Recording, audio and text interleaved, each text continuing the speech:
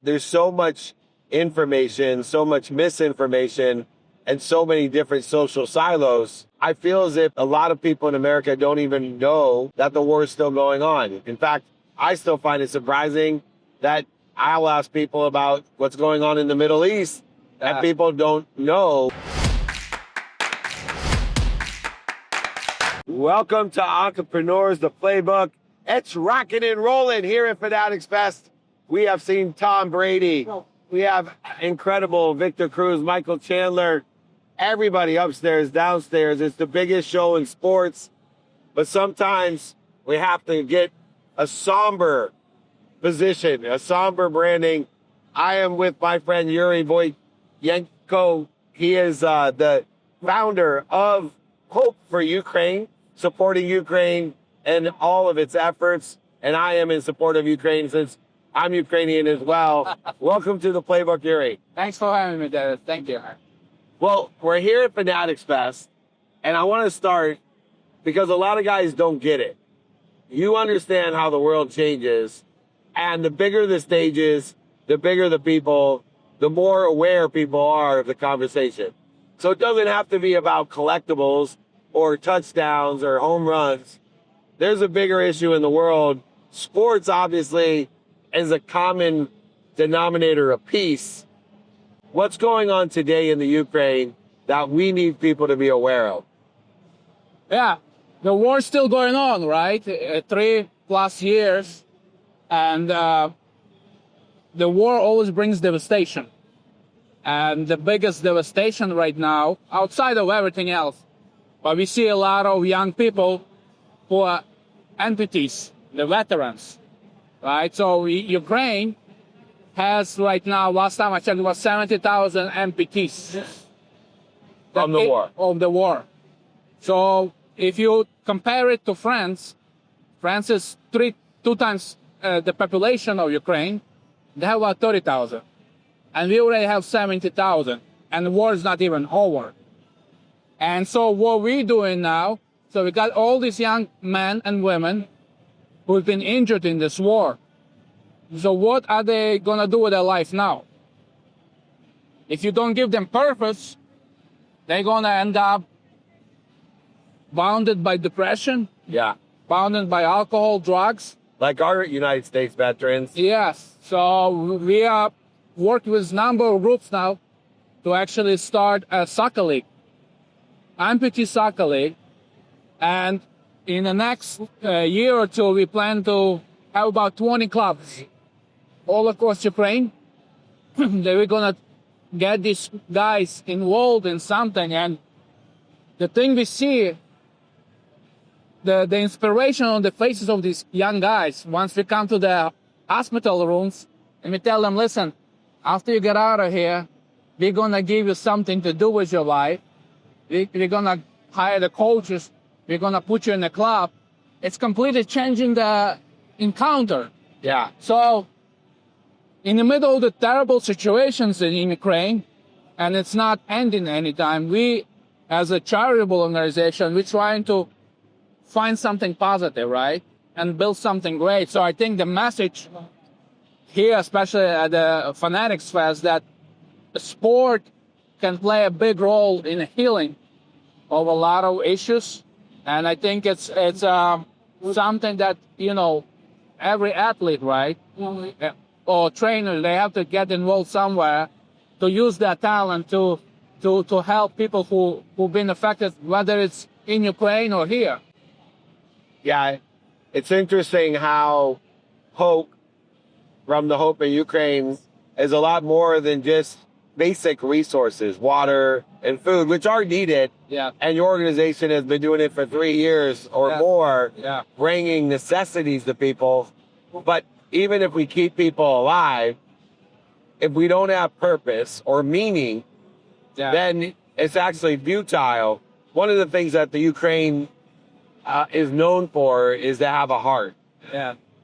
And as we see the meaning that we give these attacks, that we mustn't quit, persistence, that we have to have hope, even though sometimes there's no evidence or the evidence is contrary.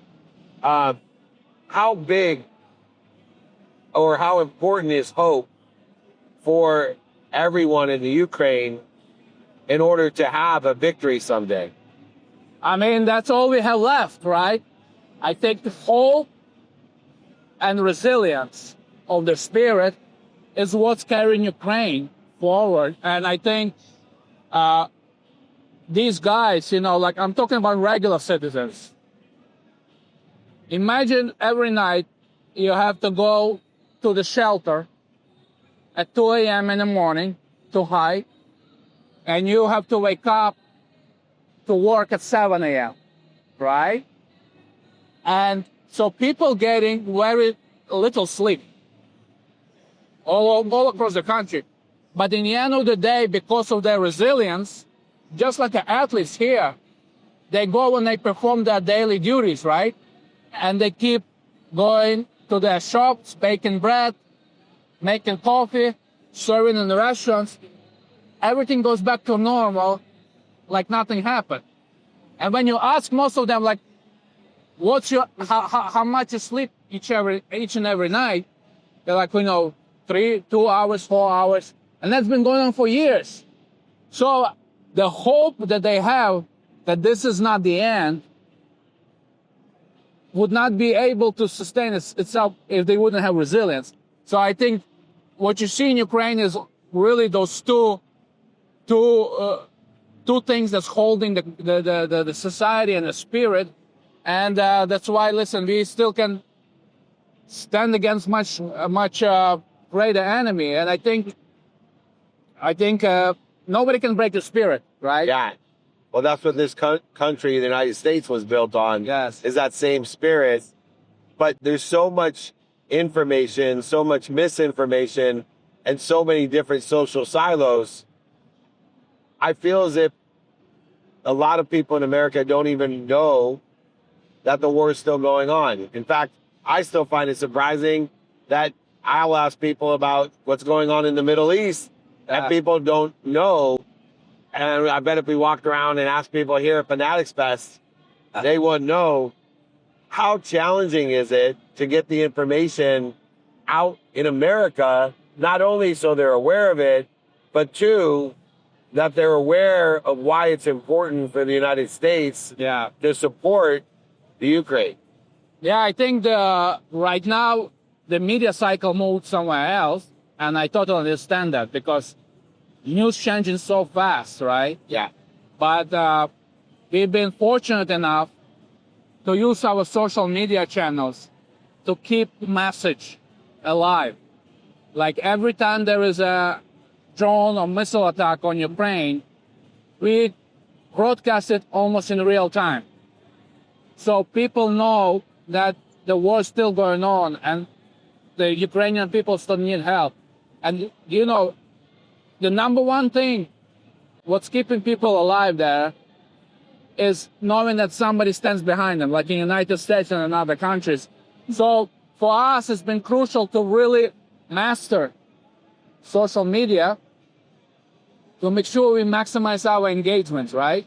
To make sure that every content we put out there, we can get, millions of interactions. And that's how the message is still alive. So I think in this, no matter where it is in Ukraine or other parts of the world, if people dealing with the different conflicts and different struggles, they need to find out how they can use modern technology to keep the message alive. And to that measure, keeping the message alive, how often are there attacks right now on the Ukraine? Every night. Every night. Every night. Like, we are dealing with, on average, 100, 200 drones every night, which is Iranian-made and Russian-made. So that is important to know as well. Yeah, so you got to understand that specifically in a right now situation in the Middle East, Iranians were the first people who supplied drones to Russians because Russia did not have that technology. So in the beginning of this drone fight that we have in Ukraine now, the Iranians would ship the entire drones. They would assemble everything together. But then, over the last 3 years, the Russians built their factories, to produce these drones. But the technology inside, a lot of components now are still Iranians. So every night we have 200, 300 Russian Iranian drones hitting us outside because the missiles are expensive, right? Yeah. So they cannot afford so much missiles. But the drones, that's why when we spoke to you earlier, like basically people every night they need to spend time in the shelters. Yeah. Like if you go to Kiev right now, and the subway station, you will go inside, there would be like a hotel room. Everybody with their dogs, cats, mattresses. So that's the situation we live in. And, until we defeat this evil, it's not going to stop. What needs to happen for this war to end? I think Putin needs to be gone. I think the war hinges on the backs of one evil person. Yeah. Just like World War II, and until Hitler was alive, the world was in complete chaos. Yeah. Right now, the world is in chaos because of the actors like Putin, right? And there's other people, Kim Jong-un, Iranian regime. Once you remove that, I believe in goodness of people. I believe there's a lot of Russians who don't want war. Yeah. Which is why I think they're having a difficult time. Yeah. Because I think we don't know it because we're here in America, but I think so many Russians don't want the war. No. They don't want their kids fighting. Yeah, but the thing is, like, if you look at Russia, right, it's becoming more like a North Korea, where regular folks don't really have a say. It's controlled by Putin, FSB, and all these secret service agencies, right? So once that evil is removed, then I believe there's going to be a peace that's going to be lasting peace. I agree. I hope so. Now, in the efforts that Hope for Ukraine, you also do provide food, bread, water. Is there a great shortage still? Yeah. I mean, that's our main program, is the food supplies. Yeah. Because... And tell us what these people are doing to get the supplies to where they need to be every day. Listen, I'll tell you a story of a volunteer from United States, Hope for Ukraine volunteer. So he called us up. He's like, I want to go to Ukraine to volunteer. So we set him up. He flies to Lviv, to our headquarters there. He worked there with us in a warehouse, and then one of our teams come in who deliver food, and he said to them, I want to go with you guys. So he jumps in the van, and they go to Kherson region. Kherson region is in the south of Ukraine, right? Right across next to Dnipro River. So they drive in a van with our team, this volunteer, about 1 hour from their destination. The leader of our team starts to say, wait, we need to give you all the armor, protection, right? It's like, why do I need this, right? I'm like, you need this just in case, bulletproof vest and everything. So they drive another 30 minutes, they stop the van. Our volunteer asked him, why did you guys stop? It's like, because we're waiting for a guy who needs to jump with us in a van, who knows these roads, so we don't get blown up by the mines. So they wait for the guy jumps in. So they come to this road. So basically, it's Antonio Bridge. So basically, it's a river, and on the other side is Russians. And there's people living there, Ukrainians, right? So they say to this guy, now we're going to drive really fast to deliver food to this village over there. Because if we do go slow, the drone's going to hit us, because the drone's in the air by the area. So that's the kind of road trips they have to take to deliver food. And that's the reason why there's no regular deliveries there. There's no infrastructure. It's not like, a bread company can send a big vehicle there to bring milk. They don't have basics. The only thing they rely on, these people, civilians, is things like ours who go through take extreme measures to deliver that food. And that's basically, we have millions of these people, because you're talking about north, you have Kharkiv region, and all the way to Kherson region. So that's kind of situations we're dealing each and every day with. And we're in summertime now, and during the winter, it's even worse. Of course. Because drones aren't affected by, but ground is. Now, when targeting things, it seems to me the Russians are targeting people, not strategic strikes. Yeah. What's the meaning behind that? These amputees, the hospitals, the schools. I know a lot of people may or may not believe that to be true, and they may feel, as they do in the Middle East, when the counterattacks are on hospitals because they're hiding in hospitals.